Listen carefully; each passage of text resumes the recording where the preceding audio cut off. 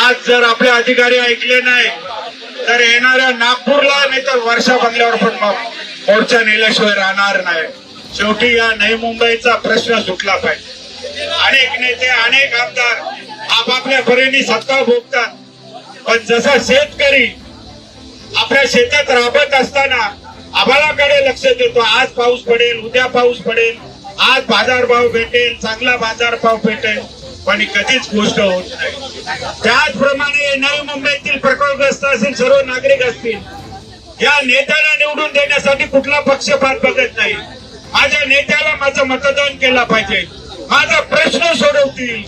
पण जसा शेतकरी आम्हालाकडे राहिला तसा या नेत्यांकडे माझा नवी मुंबईचा वर्ग बघत राहिला. आज सुटेल, उद्या सुटेल.